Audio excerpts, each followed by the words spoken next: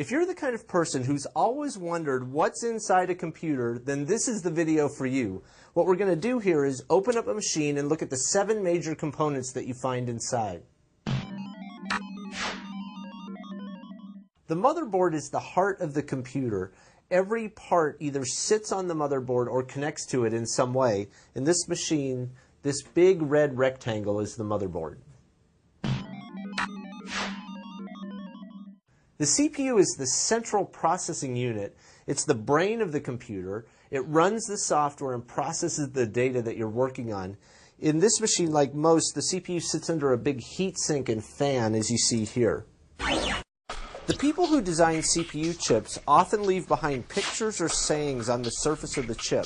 They're incredibly tiny. You have to use a microscope to see them. But like the Easter eggs in a video game, they're there to amuse and surprise other people. The RAM is the random access memory, and it sits right on the motherboard. It holds the data and the software that you're currently running. On most motherboards, you'll find 1, 2, or 4 banks of RAM. Adding RAM to your machine is a really simple way to speed it up. This is what a stick of memory looks like. To add it to your machine, just find an open slot on your motherboard and slide it right in.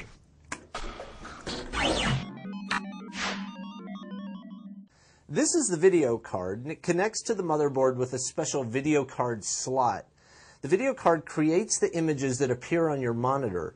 Most motherboards accept either an AGP or a PCI Express video card.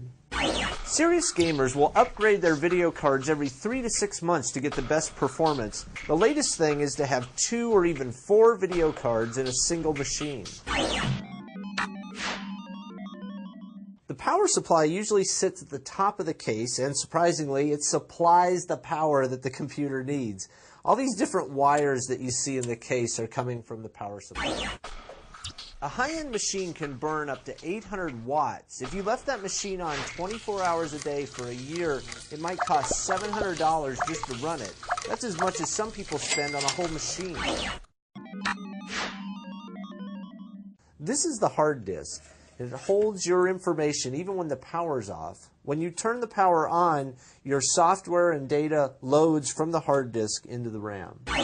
If you've got an old machine that you're ready to donate or recycle, it contains a lot of personal information. Deleting the files is not enough because someone with the right software can undelete those files.